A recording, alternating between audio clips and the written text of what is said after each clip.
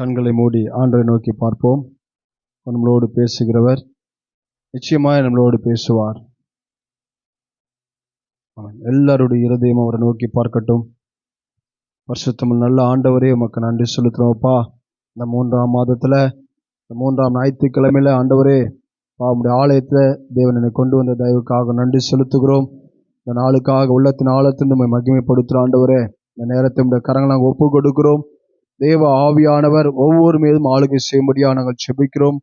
என் மேல் அசைவாடுவீராக, உடைய வார்த்தை வெளிப்படும்படியா நாங்கள் செபிக்கிறோம். ஐயா ஆண்டவரே, மண்ணோடு ஒட்டியிருக்கிற எங்கள் ஆத்மாக்களை உடைய வார்த்தை வேறு பிரிக்கும்படியா உடைய கருத்தை நாங்கள் ஒப்பு கொடுக்கிறோம். இந்த வார்த்தைக்கு விரோதமாய் கிரியை செய்கிற எல்லா வானமன்ற பொல்லாத கிரியைகள், ஆண்டவரே, மந்தமான இருதயத்தை கொண்டு வருகிற ஆவிகள் இயேசு கிறிஸ்துவின் வல்லமுள்ள நாமத்தினால விலகும்படியாய் சபையாராய் நாங்கள் ஒருமனப்படுகிறோம். நாமத்துக்கு மகிமை செலுத்துகிறோம். புதிகன மகிமை எல்லாம் ஒருவருக்கு எடுக்கிறோம். இயேசு கிறிஸ்துவின் நாமத்தை செபிக்கிறோம் நல்ல பிதாவே, ஆமென், ஆமென். எத்தனை பேர் சந்தோஷமா இருக்கீங்க? அல்லேலூயா, அல்லேலூயா. ஒரு 3 பேரு ஆண்டவரை பார்க்கும்படியா வந்தாங்களாம். ஒரு சின்ன கதை தான். ஒருத்தர் அழுதுட்டே புலம்பிட்டே ஆண்டவரே, எனக்கு ஏகப்பட்ட கடன் ஆயிடுச்சு, ஏகப்பட்ட மன உளைச்சல் ஆயிடுச்சு, ஏகப்பட்ட பிரச்சனை வந்துருச்சு, என்னால் தாங்க முடியல, எனக்கு உதவி செய்யுங்க அப்படின்னு ஆண்டவரை தேடி சொன்னாராம். பிரச்சனைக்கு என்ன காரணம்? என் பிசாசு இருக்கான் பாரு, அவன் ஏதாவது பண்ணிட்டே இருக்கான், என் வாழ்க்கையில ஏதாவது ஒரு பிரச்சனைய பண்ணிட்டே இருக்கான், ஏகப்பட்ட கடன் எனக்கு வந்துருச்சு, என்னால் முடியல அப்படின்னு சொன்னாராம். இன்னொருத்தர் ஆண்டவரை தேடி வந்தாராம். அவரு சொன்னாரா, எனக்கு உடம்பெல்லாம் வியாதி வந்துருச்சு, என் குடும்பத்துக்கு எல்லாருக்கும் வியாதி வந்துருச்சு, என்னால் எழும்பவே முடியல, ஆராதிக்க முடியல, துதிக்க முடியல, நான் ஆலயத்துக்கு போகிறேன், எல்லாம் செய்கிறேன், ஆனால் என்னால் வியாதியை மேற்கொள்ள முடியல. காரணம் யாரு? பிசாசு. இந்த பிசாசு என் வாழ்க்கையில் குறுக்கிட்டு எல்லா காரியத்தையும் செஞ்சிடறான். வியாதியை கொண்டு வந்துடுறான், பிள்ளைக்கு வியாதியை கொண்டு வந்துடுறான், எனக்கு வியாதியை கொண்டு வந்துடுறான், பிரச்சனைன்னு சொல்லிட்டு இருந்தாங்க. 3வது ஒரு நபர் ஆண்டவர் தேடி வந்தாராம். அவர் யாருன்னு பார்த்தா, பிசாசே பிராது கொண்டு வந்தாராம். பிசாசே ஆண்டவர் தேடி வந்தாராம். எப்பா, பிரச்சனையை கொடுக்கறதே நீதான், பிரச்சனைக்கே பிரச்சனை ஒருத்தன் கொடுத்துருக்கானா, அவன் எவ்வளவு பெரிய ஆளா இருக்கணும் பாப்பான்னு சொல்லி ரொம்ப இன்ட்ரெஸ்டிங்கா இருக்குன்னு சொல்லிட்டு, என்னப்பா பிரச்சனை, உனக்கு என்ன பிரச்சனை, உன்னாலதானப்பா எல்லாருக்கும் பிரச்சனை, நீ ஏன்பா பிரச்சனையோட வந்திருக்க கேட்கும்போது, இருக்காங்களே இவங்க 2 பேரு, இவங்க தான் எனக்கு பிரச்சனை. என்ன பிரச்சனை? நான் பாட்டுன்னு அமைதியா ஏதோ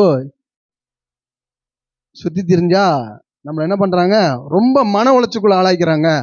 எனக்கு நீங்க ஒரு சின்ன அனுமதி கொடுத்தீங்கன்னா, உங்க 2 பேரும் இருக்கிற கோவத்துல அடின்னு அடிச்சுட்டு போயிடுவேன் அப்படின்னு சொன்னோம். ஆண்டவர் சொன்னாராம், அந்த 2 பேர்கிட்டே சொல்லி, உங்களுக்கு 2 பிரச்சனைக்கு காரணம் யார் இல்ல, அந்த ஸ்டேட்மெண்ட் யார் சொல்லிட்டா? பிசாசே சொல்லிட்டான் ஆண்டவர்கிட்ட. இவங்களுக்கு பிரச்சனை நான் கொடுக்கல, நான் சும்மா தான் இருக்கிறேன், இவங்களா போய் ஒரு காரியத்துல மாட்டிட்டு எல்லாத்தையும் தூக்கியாமல அவனையே மன உளைச்சலுக்குள்ள ஆளாக்கிட்டீங்களே அப்படின்னு சொன்னாங்க. அருமையான தேவ ஜனமே, இந்த காலை வேளையில நம்ம யாரை தேடி வந்திருக்கோம்? நம்ம தேடுதல் எப்படி இருக்கு? நம்ம எங்க ஓடிட்டு இருக்கோம்? எப்படிப்பட்ட வாழ்க்கை வாழ்ந்துட்டு இருக்கோம்? ரொம்ப முக்கியமான ஒரு காரியம். ஒரே வசனத்தை மாத்திரம் நம்ம வாசிப்போம். சங்கீதம் 9ஆம் அதிகாரம் 10வது வசனம். சங்கீதம் 9ஆம் அதிகாரம் 10வது வசனம். கர்த்தாவே, உம்மை தேடுகிறவர்களை நீர் கைவிடுகிறதில்லை, ஆதலால் உமது நாமத்தை அறிந்தவர்கள் உம்மை நம்பி இருப்பார்கள். ஆண்டவரை தேடுறவங்களை ஆண்டவர் என்ன பண்ண மாட்டாரா? கைவிடுகிறதில்லை. சங்கீதம் 34:10 இப்படி சொல்லுது. எப்படி சொல்லுது? இதெல்லாம் தேடக்கூடாது பைபிள்ல.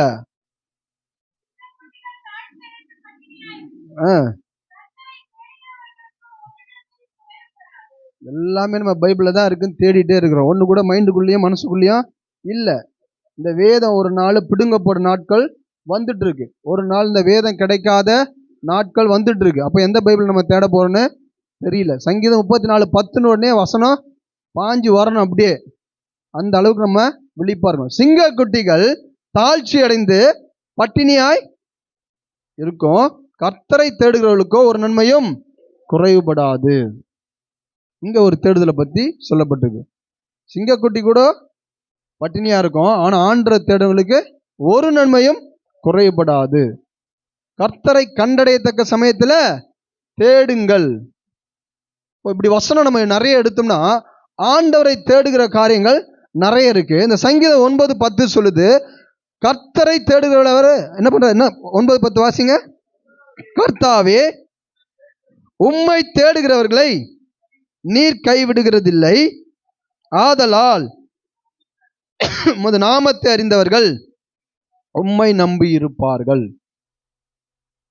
ஆண்டவரை தேடி வர எந்த மனுஷனையும் ஆண்டவர் ஒருபோதும் கைவிடாத தேவனவர், ஒருபோதும் கைவிட மாட்டார். ஒருவேளை நமக்கு ரொம்ப நெருங்கின நண்பர்கள் ஒரு வாக்கு பண்ணியிருக்கலாம், சொந்தக்காரங்க வாக்கு பண்ணியிருக்கலாம், ஒரு சூழ்நிலையில நமக்கு ஒரு காரியங்களை நம்ம வாக்கு பண்ணியிருக்கலாம். அவங்க கூட ஒரு சிச்சுவேஷன் வரும்போது ஒருவேளை அவங்க பர்பஸாக கூட நம்மளை கைவிட்டு இருக்கலாம், இல்லை அவங்க உதவி செய்ய முடியாத ஒரு சூழ்நிலைக்குள்ள தள்ளப்பட்டிருக்கலாம், நம்ம கைவிடப்பட்ட நிலைமையில இருக்கலாம்.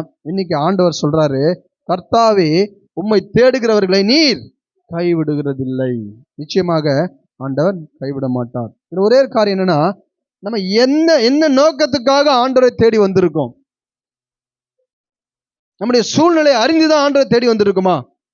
இந்த மனுஷன் சொன்னது போல, எனக்கு உடம்பெல்லாம் வியாதி, காரணம் பிசாசு, ஏன் பிரச்சனைன்னு அவனுக்கு தெரியல, ஆனா ஆண்டவரை தேடணும்.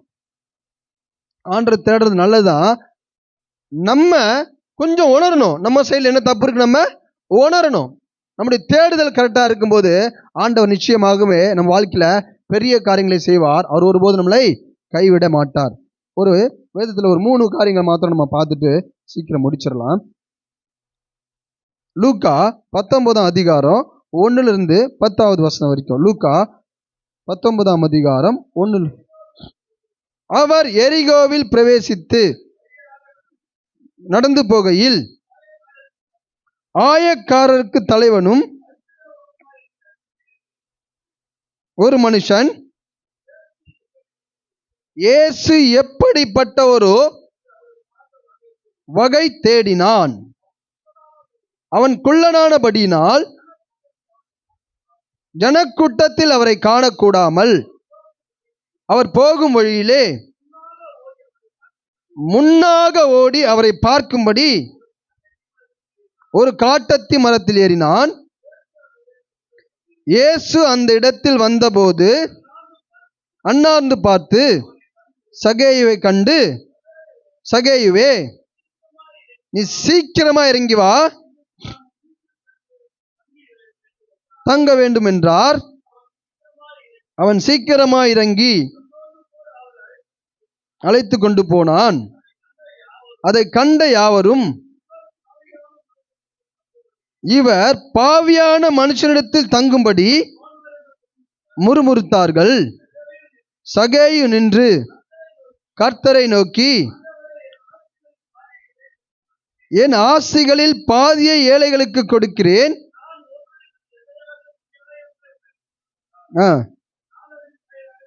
நாளத்தனையாய் திரும்ப செலுத்துகிறேன் என்றான். இயேசு அவனை நோக்கி, இன்றைக்கு இந்த வீட்டுக்கு ரட்சிப்பு வந்தது, இவனும் ஆபிரகாமுக்கு குமாரனாய் இருக்கிறானே. இழந்து போனதை தேடவும் ரட்சிக்கவுமே மனுஷகுமாரன் வந்திருக்கிறார் என்றார்.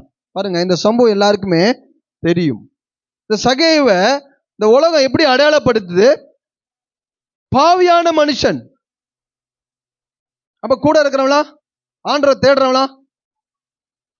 அப்ப அவன் நினைச்சிட்டான் நம்மளாம் கரெக்டா தான் இருக்கிறோம், அவன் பாவியான மனுஷன். காரணம், அவன் எப்படிப்பட்டவன் சொல்லப்பட்டிருக்கு? அவன் ஆயக்காரர்களுடைய தலைவன். அவர் அரசாங்க உத்தியோகத்தில் இருக்கிறான், அவர் டாக்ஸ் கலெக்டர். அநியாயமா பிடுங்குறான் ஜனங்கிட்ட. அதனால திரளான ஆஸ்திகளை தனக்கு சம்பாதித்துக் கொள்கிறான். இதனால ஜனங்களுக்கு அவன் மேல பெரிய வெறுப்பு. அவனுடைய வாழ்க்கை முறையை பார்க்கும்போது அந்த ஜனங்க சொல்றாங்க, இவன் பாவப்பட்ட காசுல வாழ்றான், இவன் பாவப்பட்ட காசுல அநியாயம் பண்ணி சம்பாதித்து வச்சிருக்கிறான். அதனால அந்த சமூகம் அவனுக்கு என்ன ஒரு அடையாளப்படுத்துது? அவன் பாவியான மனுஷன், ரொம்ப மோசமானவன். இப்போ எந்த அளவுக்கு அந்த ஜனங்களை அவன் டார்ச்சர் பண்ணியிருப்பான், எந்த அளவுக்கு ஜனங்களை கொடுமைப்படுத்திருப்பான், யோசிச்சு பாருங்களேன்.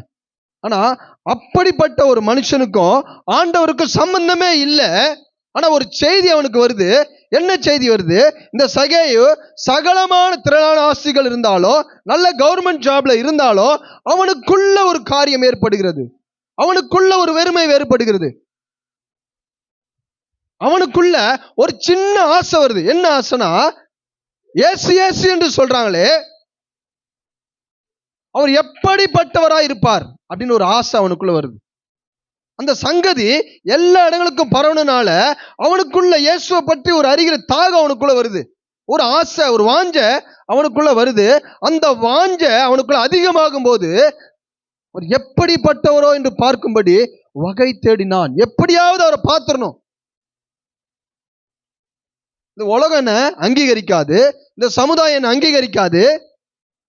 ஒருவேளை இயேசுவை என் வீட்டுக்கு கூப்பிட்டு நான் அவரை பத்தி அறிந்து கொள்ளலாம்னு நினைச்சா அவர் வருவாரா? என்னை பத்தி இந்த ஜனங்க என்ன சொல்லிருக்க, இயேசு கிட்ட என்ன சொல்லியிருக்கோம்? மோசமான ஆளு, இந்த மோசமான ஆள் வீட்டுக்கு இயேசு வருவாரா அப்படி கூட அவன் நினைச்சிருக்கலாம். ஏன்னா உலகம் அவனை அப்படி அடையாளப்படுத்திருச்சு. அவன் இயேசுவை பற்ற அறிவு இல்லை, இயேசு கிட்ட போன என்ன கிடைக்கும் அவனுக்கு தெரியல. ஆனா ஒரு நற்செய்தி மட்டும் அவனுக்குள்ள வருது, இயேசு எப்படிப்பட்டவரோ என்று பார்க்கும்படியாக வகை தேடுறான். ஏதோ ஒரு வறுமை, ஏதோ ஒரு வெறுமை அவன் வாழ்க்கைக்குள்ள இருக்கு. அதுதான் அவனை இயேசுவை தீவிரமாய் தேடினது. இயேசுவை எப்படியாவது தேடணும் தேடணும், அவர் யாருன்னு தெரிஞ்சுக்கணும்னு அவனுக்குள்ள ஒரு வாஞ்சியை உண்டாக்கினது. சோபிஸ்டிக்கான நல்ல சந்தோஷமான வாழ்க்கை, நல்ல சுகபோகமான வாழ்க்கை, எதுக்கும் கவலை கிடையாது. எவன் எப்படிப்பட்டாலும் கவலை கிடையாது. நம்ம பிடிங்கிட்டோம், சேர்த்துட்டோம், வாழ்ந்தலாம். அது அநீதியா தெரியாது. நானும் என் குடும்பம் நல்லா இருக்கா, சந்தோஷம். எதை பத்தியும் கவலைப்பட வேண்டிய அவசியம் கிடையாது. வேதத்தை படிக்க வேண்டிய அவசியம் கிடையாது. ஆலயத்துக்கு போக வேண்டிய அவசியம் கிடையாது. இயேசுவை பற்றி அறிய வேண்டிய சத்தியங்களை தெரிஞ்சு கொள்ள வேண்டிய அவசியம் கிடையாது. இருந்தாலும் இயேசுவை எப்படிப்பட்டவராய் இருப்பார்னு அறிந்து கொள்ளணுன்ற ஒரு இருதயத்துல அவனுக்குள்ள ஒரு எண்ணம் வருது. அவன் வகை தேடுறான், எப்படியாவது அவரை பார்க்கறதுக்கு வகை தேடுறான். வீட்டுக்கு அழைக்கலாமா, வீட்டுக்கு அழைச்சா இந்த சொசைட்டி நம்மளை பத்தி வேற மாதிரி சொல்லியிருக்கோம், ஒருவேளை அவர் இங்க இருப்பாரா அங்க இருப்பார், நிறைய சங்கதிகள், நிறைய பிரயாசப்பட்டிருப்பான். இப்ப எரிகோ வழியா அவர் வராரு தெரிஞ்ச உடனே அவரை சுத்தி எப்போது திரளான ஜனங்கள் இருப்பாங்க அப்படின்றது மைண்டுக்குள்ள வந்துருச்சு. அந்த திரளான ஜனங்கள் மத்தியில இந்த இயேசுவை பார்க்க முடியாது. காரணம் அவனுடைய சூழ்நிலை என்ன? அவன் குள்ளனானபடியால்.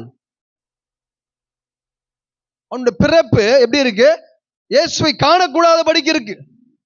ஒரு தடைக்கல் இருக்கு. அவனுக்கு ஒரு வாஞ்ச இருக்கு, இயேசு அறியணும் வாஞ்ச இருக்கு. ஆனா அவன் பிறப்புல குள்ளனா இருக்கான். அதை பத்தி அவன் கவலைப்படல. அவன் நோக்கெல்லாம் எப்படியாவது இயேசுவை தேடணும், இயேசுவை அறிந்து கொள்ளணும், அவர் எப்படிப்பட்டவர், அதுல மாத்திரம் தான் நோக்கமா இருக்கான். அவனுடைய சூழ்நிலைகளை அவன் பொருட்படுத்தவே இல்லை. இந்த சமுதாயம் என்ன சொல்லும் பொருட்படுத்தவே இல்லை. இந்த வசனம் அழகா சொல்லுது பாருங்க, 4வது வசனம். அவர் போகும் வழியிலே முன்னாக ஓடி அவரை பார்க்கும்படி காட்டத்தி மரத்தில் ஏறினான். கடன் மரத்தில் ஏறிட்டான். எதை பத்தியும் கவலைப்படல. யார் என்ன சொல்லுவாங்க, ஏது சொல்லுவாங்க. அவ்வளோ ஜனக்கூட்டம் இருந்துச்சு. அவ்வளோ ஜனக்கூட்டத்தில் யாராவது அந்த மரத்து மேலே ஏறினாங்களா? நல்ல வசதியா இருக்கிறவன், ஒரு அரசாங்க உத்தியோகத்தில் இருக்கிறவன் திடுதிடுப்பு மரத்துல என்ன ஜனங்க என்ன சொல்லும்? என்ன சொல்லும்? பைத்தியம் பிடிச்சிச்சா, எதுக்கு இவன் ஓடியாடுறான், நல்லா தானே இருந்தான், இவனுக்கு இதுக்கு என்ன சம்பந்தம்? அந்த வாஞ்ச அவன் அந்த காட்டத்தி மரத்துல ஏத்திடுச்சு. இயேசு அந்த இடத்தில் வந்தபோது அண்ணாந்து பார்த்து அவனை கண்டு, சகேயுவே சீக்கிரமா இறங்கி வா, இன்னைக்கு நான் உன் வீட்டுல தங்க வேண்டும் என்றார்.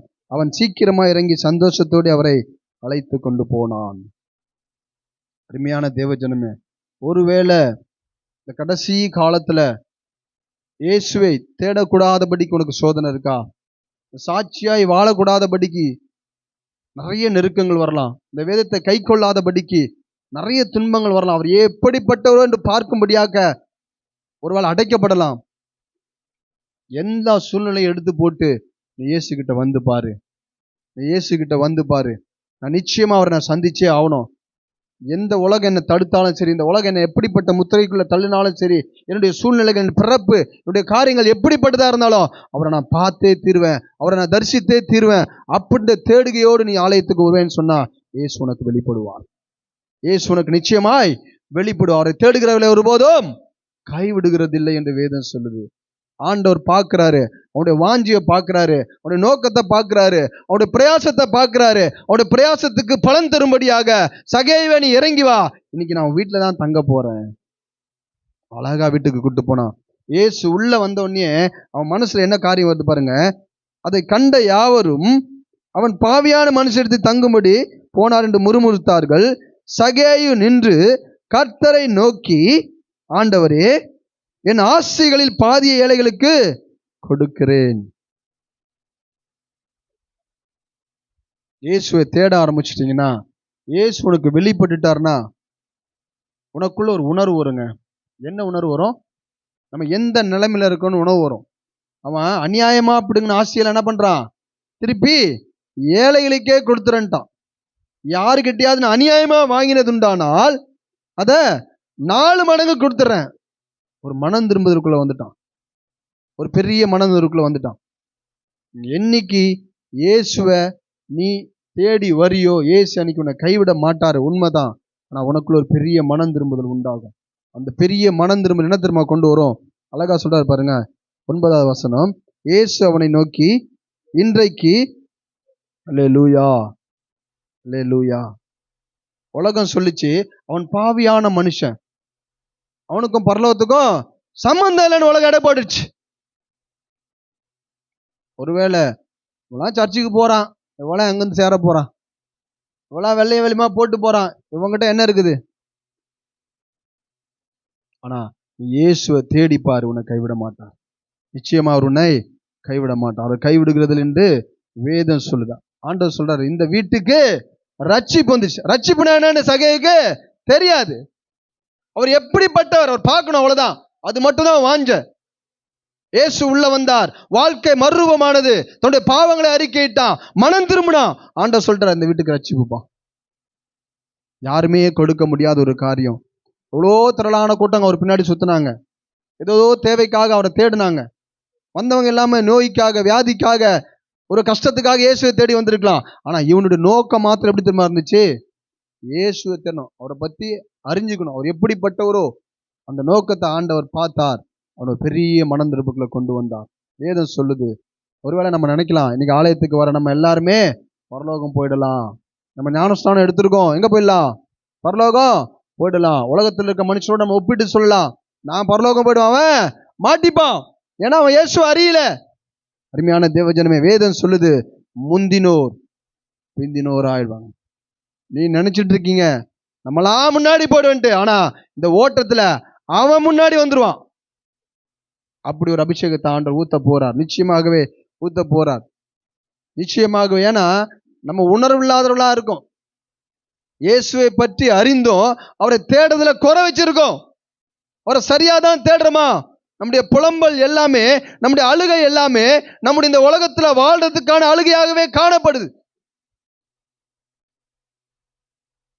இந்த பூமியில வாழ்றதுக்காக நீ இயேசுவை தேடுறியா?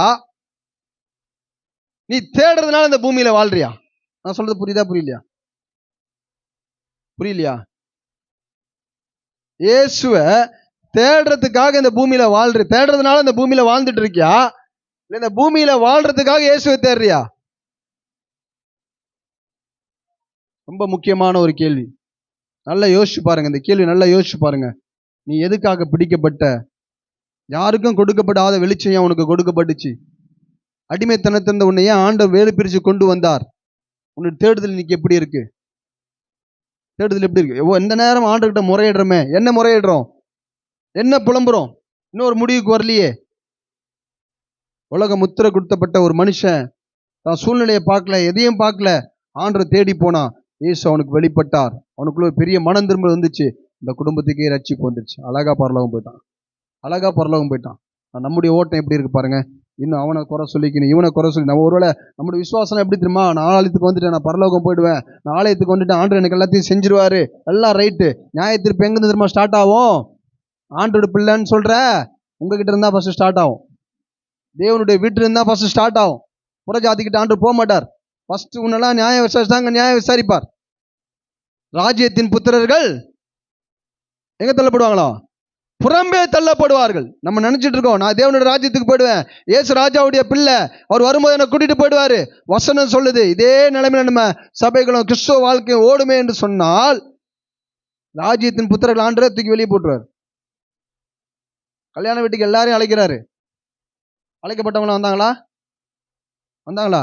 பத்திரிகை கொடுத்தாரு. ராஜா வீட்டு கல்யாணம் தெரியும், பரலோகம் எப்படி இருக்கு நமக்கு அந்த அறிவு இருக்கு, பரலோகத்தில் எப்படி இருப்போம் தெரியும், சீயோனை பத்தி தெரியும், வருகையில் எப்படி இருப்போம் தெரியும், 1000 வருஷம் அரசாட்சி எல்லாமே தெரியும்.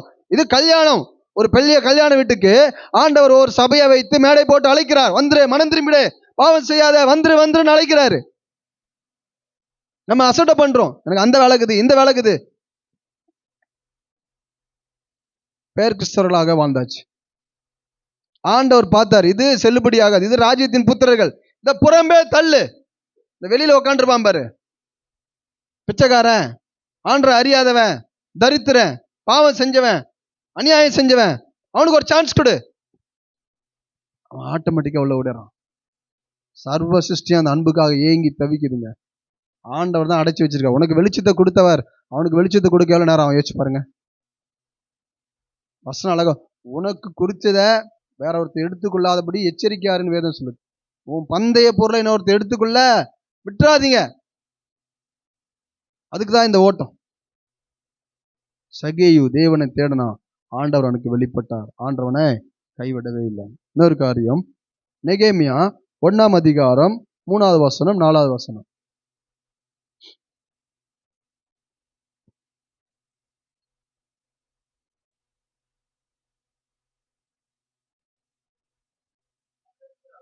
ம் 8, 9, 10 வாசிப்போம். நெகேமியா 8, 9, 10. ம் ம் 4 வாசிமா, சாரி 4மா. நெகேமியா 1:4. இந்த வார்த்தைகளை கேட்டபோது நெகேமியா உட்கார்ந்து அழுது சில நாளாய் துக்கித்து உபவாசித்து மன்றாடி பரலோகத்தின் தேவனை நோக்கி. பாருங்க, இங்க ஒருத்தன் ஆண்டவரை தேடுறான். எந்த சூழ்நிலையில தேடுறான் ரொம்ப முக்கியம்.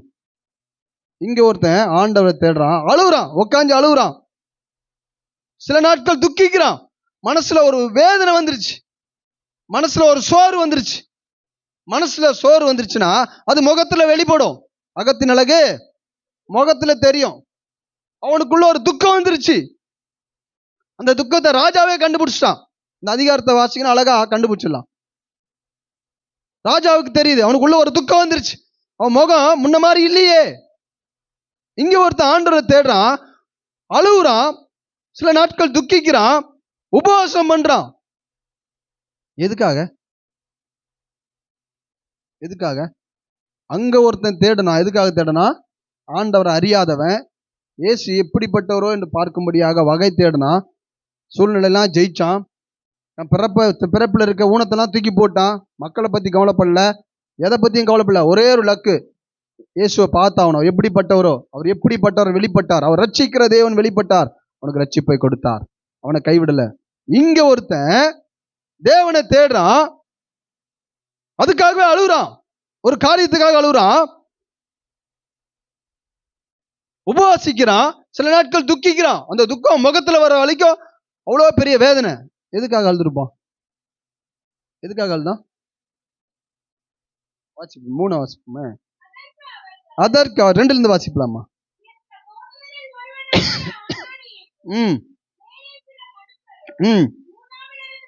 வந்தார்கள்.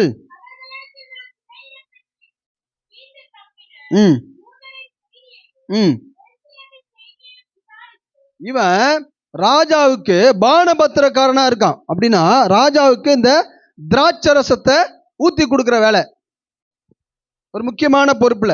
ராஜா அரண்மனையில வேலை, அடிமையாய் போகப்பட்டவன் ராஜா கிட்ட இருக்கிறான். ராஜா அவனுடைய கண்கள், ஆண்டவருடைய கண்கள் அவன் தயவு கிடைச்சதுனால ராஜ உத்தியோகத்துல இருக்கிறான், சேஃப்டியா இருக்கிறான். ராஜா கிட்ட அரண்மனையில வேலை செய்யறான், அவனுக்கு ஏதாவது குறை இருக்குமா? ஏதோ குறை இருக்குமா? நிச்சயமா குறை இருக்காது. எதை பத்தி கவலை இருக்குமா? எதை பத்தியும் கவலை இருக்காது. சகலமா அவனுக்கு கிடைக்கும். நல்ல பாதுகாப்பான வாழ்க்கை, ஆரோக்கியமான வாழ்க்கை, ஆசீர்வாதமான வாழ்க்கை. அப்போ ஒரு செய்தி அவனுக்கு வருது, தன்னுடைய சகோதரர்கள், அங்க அடிமையா பிடிக்கப்பட்ட சகோதரர்கள், அவங்க நிலைமை எப்படி இருக்குது? நம்ம இங்க தேசத்துல வந்துட்டோம், இங்க ராஜா கூட இங்க இருக்கிறோம், இங்க நல்லபடியா இருக்கிறோம். ஆனா நம்ம விட்டு வந்த என்னுடைய தேசம், என் தேசத்துல பிடிப்பட்ட ஜனங்கள் எப்படிப்பட்ட இருக்காங்க, என் தேசம் எப்படி இருக்கு, ஏன் நான் வாழ்ந்த பட்டணம் எப்படி இருக்கு, அங்க தேவனுக்காக கட்டப்பட்ட ஆலயம் எப்படி இருக்கு அப்படின்ற ஒரு செய்தியை கேட்கும்படியாக அவனுக்குள்ள ஒரு வாஞ்ச. 3 சொல்லுது, அதற்கு அவர்கள் மகா தீங்கையும் நிந்தையையும் அனுபவிக்கிறார்கள். இடிப்பட்டதும் என்றார்கள். ஒரு செய்தி அவன் இருதயத்தை பாதிக்குதுங்க. நல்ல வாழ்க்கை, சந்தோஷமான வாழ்க்கை. எதுக்காக தேடுறான்? இப்போ எதுக்காக தேடுறான்? எதுக்காக தேடுறான்? நெகேமியா எதுக்காக தேடுறான்? பட்டணத்துக்காக தேடுறான். எருசலேமின் அலங்கம் இடிக்கப்பட்டதுக்காக அழுகுறான். 2 ஜனங்கள் தீக்கிரையாக்கப்பட்டுட்டாங்க, அதுக்காக அழுகுறான். ஒரு பெரிய அழிவு வந்துருச்சு. காரணம் அந்த வசனத்துல அழகா சொல்லப்படுது, நாங்க பாவம் செஞ்சோம். அந்த வசனம் அழகா சொல்லுது பாருங்களேன். 8வது வசனம்.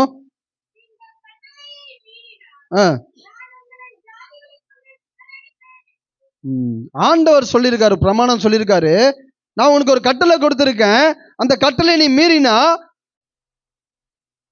ஜாதிகளுக்குள்ள உங்களை சிதறடிப்பேன். ஆனா இந்த ஆண்டவர் தான் சொல்றாரு, ஜாதிகளுக்குள்ளே இந்த கோத்திரம் தான் பெரிய கோத்திரமா கொண்டு வரார், அவருடைய சொந்த ஜனமாக பாவித்த ஆண்டவர் கொண்டு வரார். ஆனா அந்த கட்டளை நீ மீறி நடக்கும்போது எந்த ஜாதிகள் எல்லாம், எந்த ஜனங்கள் எல்லாம் நீ ஜெயிச்சியோ அந்த ஜாதிகளுக்குள்ள உன்னை சிதறடிப்பேன். அது காரணம் அவங்க செஞ்ச அக்கிரமமோ பாவம்தான்.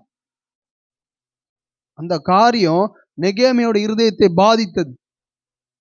அதனால ஆண்டவரை தேடுறான். இன்னைக்கு நம்ம எதை தேடி வந்திருக்கோம்? நம்ம தேடுதல் எப்படி இருக்கு? கர்த்தாவே, நம்மை தேடுகிறவர்களை நீர் கைவிடுகிறதில்லை. உண்மைதான், உண்மைதான். எப்படிப்பட்ட தேடுதல்? சொந்த காரியங்களுக்காக தேடிட்டு இருக்குமா? அதுதான் உங்ககிட்ட கேட்டேன். இந்த உலகத்துல வாழ்றதுக்காக ஆண்டரை தேடுறோமா? நம்ம ஆண்டரை தேடுறதுனால இந்த உலகத்துல ஆண்டர் வாழ வச்சிருக்காரா? ரொம்ப முக்கியம். இந்த வார்த்தை ரொம்ப முக்கியம். நெகேமியாக்கு எந்த கவலையும் கிடையாது, எந்த பிரச்சனையும், நல்லபடியா இருந்துட்டு நல்லபடியா வாழ்க்கை வந்துட்டு ஆண்டர் தான் கொடுத்தாரு, ஆண்டர் தானே காப்பாத்தினாரு, ரொம்ப சேஃப்டியா வச்சிட்டாரு, ரொம்ப சந்தோஷம், அல்லேலூயா ஸ்தோத்திரம் சொல்லிட்டு போயிட்டே இருந்திருக்கலாம். கொஞ்சம் அப்படியே பட்டணத்தை திருப்பி பார்க்கறான், இனஜன பந்துக்களை திருப்பி பார்க்கறான். எதுக்காக இந்த மேன்மை நமக்கு கொடுக்கப்பட்டுச்சு? ஏன் ஆண்டவர் நம்ம தப்பிக்க வச்சார்? இந்த கோபாக்கினையிலிருந்து, அந்த கோபாக்கினையின் தண்டிலிருந்து நம்மளை மீட்டெடுத்து ஒரு ஆலயத்துல ஏன் கொண்டு வந்து வைத்தார்? ஒரு பர்பஸ் இருக்குல்ல. நம்ம தேடுறோமா? நம்ம தேடுதல் ஜனங்களுக்காக தேடுறோமா, பட்டணங்களுக்காக தேடுறோமா? நம்ம அழுகலாம் எதுக்காக இருக்கு? நம்முடைய தேவைக்காக தான் அழுகுறோம். ஆண்டர்கிட்ட போயிட்டு ஜெபம் கூட எதுக்காக அழுகுறோம்? நம்முடைய தேவைக்காக தான் அழுகுறோம். இது இல்லை, அது இல்லை, அது சரியில்லை, இது சரி. ஆனால் இங்கே ஒருத்தன் அழுகுறான், ஆண்டவரே என் பட்டணம் தீக்கிரையாக்கப்பட்டுச்சு. அப்படி அப்ரோச்லாம் பாருங்க, எவ்வளோ அழகா எழுதப்பட்டிருக்கு பாருங்க. 5லிருந்து பாருங்களேன். பரலோகத்தின் தேவனாகிய கர்த்தாவே, உம்மில் அன்பு கூர்ந்து உடன்படிக்கையும் கிருபையும் பயங்கரமான தேவன். அவருடைய உடன்படிக்கை நீ காத்து நடந்துச்சுன்னா உனக்கு கிருபை உண்டு.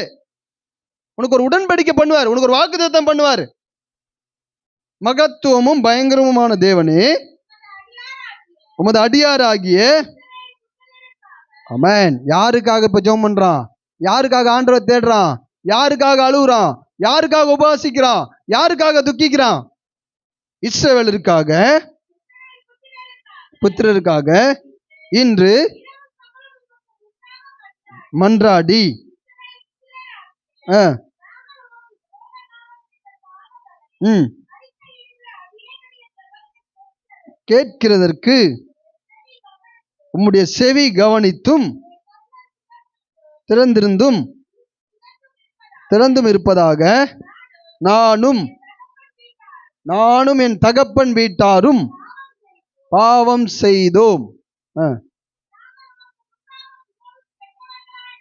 சொல்ல முடியுமா? சொல்ல முடியுமா? நாங்கள் உமக்கு முன்பாக மிகவும் கெட்டவர்களாக நடந்தோம்.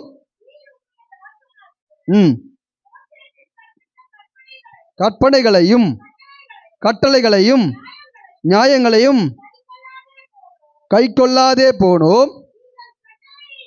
நீங்கள் கட்டளையை மீறினால்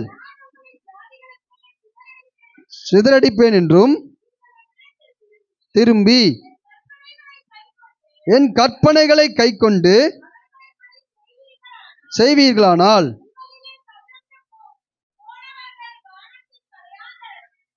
இருந்தாலும் நான் அங்கே இருந்து அவர்களை சேர்த்து என் நாமம் விளங்கும்படி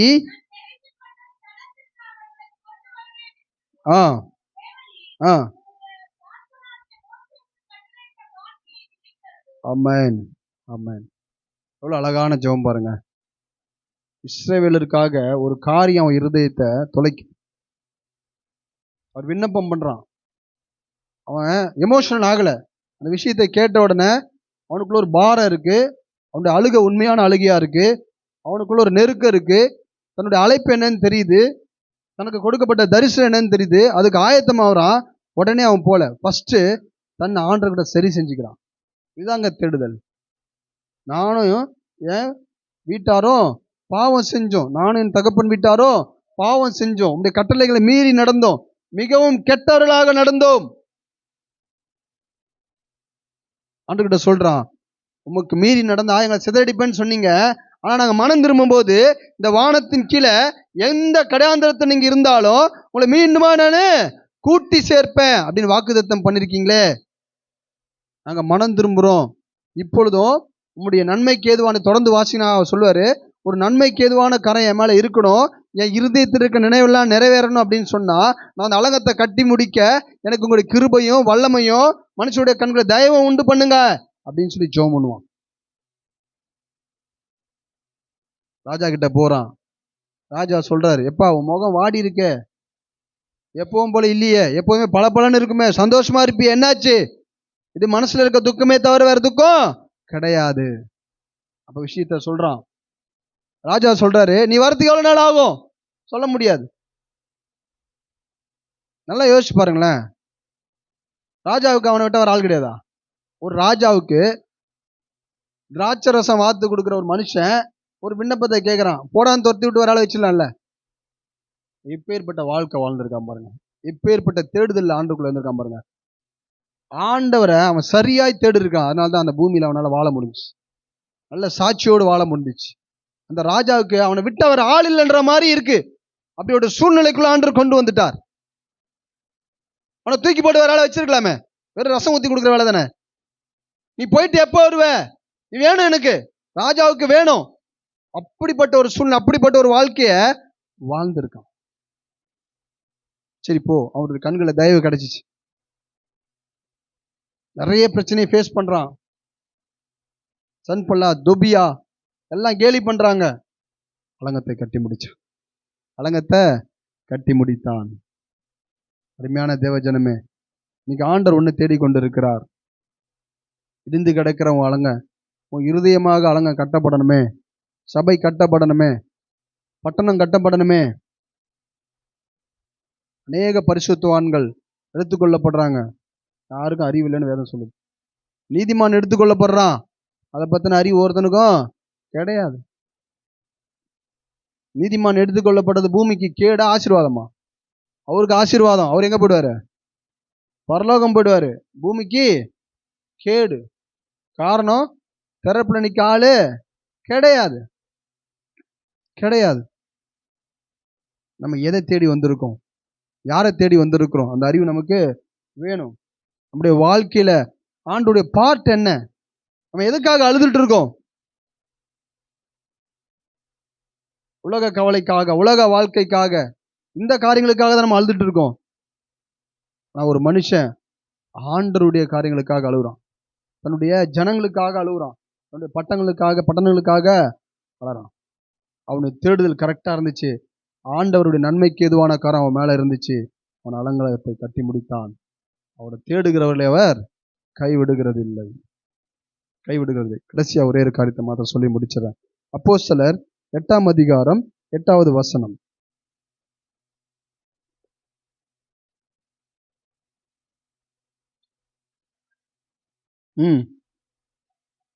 மிகுந்த சந்தோஷம் உண்டாயிற்று. அல்லேலூயா. சத்தமா சொல்லாமே. நல்ல ஒரு வாசம். அந்த பட்டணத்திலே மிகுந்த சந்தோஷம் உண்டாயிற்று. யாரால? யாரோ சொன்னீங்க. யாரால? கர்த்தரால் ஆயிடுச்சு. யார்? அவங்க ஒரு தேவ மனுஷன் இருந்தான், பிலிப். ஆண்டுடைய ஜனங்க அப்போ ஆதி அப்போஸ்தலர் காலத்துல சிதறடிக்கப்படுறாங்க. டீச்சர்கள் எல்லாமே சிதறடிக்கப்படுறாங்க. ஆங்காங்கே போறாங்க. அங்க போய் சும்மா இருக்க முடியல. உள்ள இருக்கிற அபிஷேகம் அவங்களை உந்தி ஏவுது, தேவனை தேட வைக்குது. எதையாவது செய்யணும், பட்டணத்துக்காக, தேசத்துக்காக. ஆண்டவர் சொன்ன காரியத்தை நிறைவேற்றி முடிக்கணும். ஆண்டோட வருகை இருக்கு, நிச்சயமா நம்ம பங்கு பெறணும். நமக்கு ஒரு பெரிய ஆளுகை இருக்கு.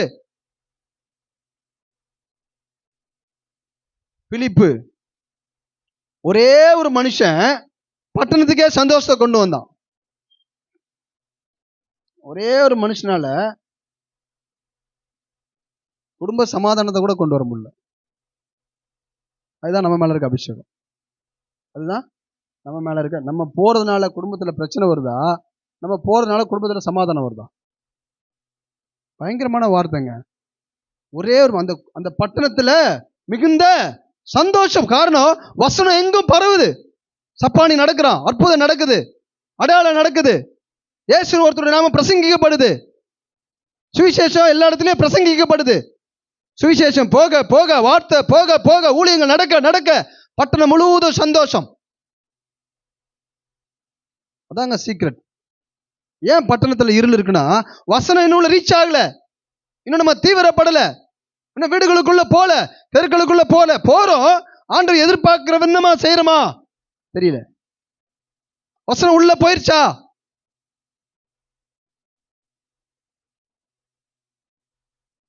கிரியை செய்யறோம், ஆனா விசுவாசத்தோடு செய்யறோமா இல்ல கடமைக்காக செய்யறோமா? பட்டணத்துல மிகுந்த சந்தோஷம் உண்டாயிற்று. பாருங்க, 13வது வசனம் வாசிக்கலாம்.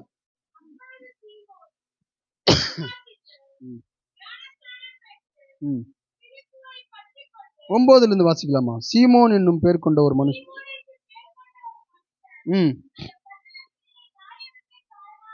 இருந்து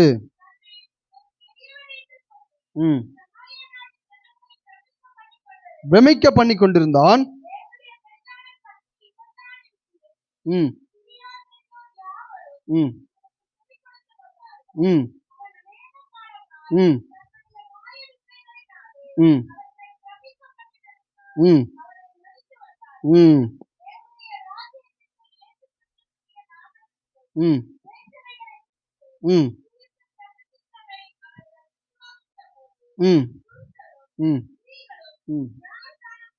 புருஷர்களும் ஸ்திரீகளும் எதனால ஞானஸ்நானம் பெற்றாங்க?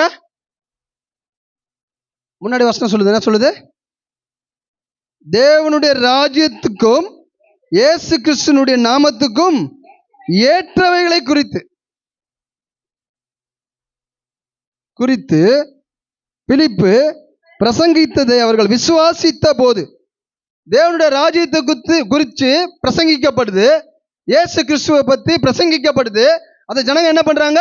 விசுவாசிக்கிறாங்க. விசுவாசித்த போது புருஷரும் ஸ்திரீகளும் ஞானஸ்நானம் பெற்றார்கள். ஆனா இந்த சீமோன் என்றவன் பிரமிக்க பண்ணான். தான் ஒரு பெரிய சக்தின்னு சொல்லிட்டு சின்ன பசங்க இருந்து பெரியவங்க வரைக்கும் பிரமிக்க பண்ணான். அவனுடைய வாழ்க்கை முறை என்னன்னா, ஒரு பெரிய ஆளை தன்னை காட்டணும், பிரமிக்க பண்றது. இந்த பிரமிக்க பண்றதுக்கு பாருங்க, இந்த பர்ஃபார்ம் பண்ற ஊழியருக்கு பாருங்க, அங்க அங்க ரட்சிப்பே இருக்காது, ரட்சிப்பே இருக்காது. பாருங்க, அடுத்த வசனம் சொல்லுது 12:13. அப்போது சீமோனும் விசுவாசித்து, புரியுதா? ஜனங்க தேவனுடைய ராஜ்யத்தை குறித்து, இயேசு கிறிஸ்துவை குறித்து பிரசங்கம் பண்ணும்போது விசுவாசித்து ஞானஸ்தானம் பெற்றாங்க. சீமோனும் விசுவாசித்தான் போட்டிருக்கு. 2 விசுவாசம் இருக்கு. ஜனங்களுடைய விசுவாசம் இருக்கு, சீமோனுடைய விசுவாசமும் இருக்கு. பாருங்க, அவனால் நடந்த அடையாளங்களையும் ஞானஸ்தானம் பெற்று பிலிப்பை பற்றி கொண்டு, இப்ப யாரை பிடிச்சிக்கிறான்? யாரை பிடிச்சிக்கிறான்? பிலிப்பை பற்றி கொண்டு அவனால் நடந்த அடையாளங்களையும், இங்கதான் செக்கு. இவர் யாரு? சீமோனு பிரமிக்க பண்றவரு. அந்நிய அக்கினியை கொண்டு வந்து மாய வித்தைகள் செய்து ஜனங்களை பிரமிக்க பண்ணுகிறவன். அவனுக்குள்ள ஒரு விசுவாசம் வருது. எதை பார்த்து விசுவாசம் வருது? பிலிப்பு செய்கிற அற்புத அடையாளங்களை பார்த்து பிரமிக்கிறதுனால ஒரு விசுவாசம் வருது.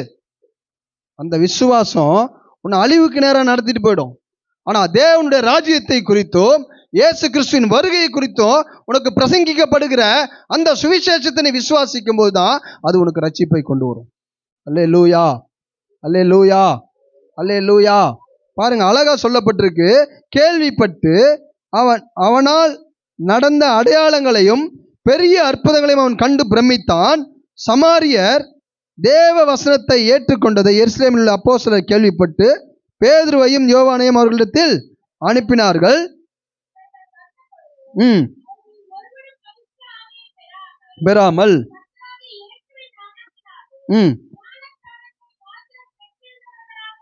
கண்டு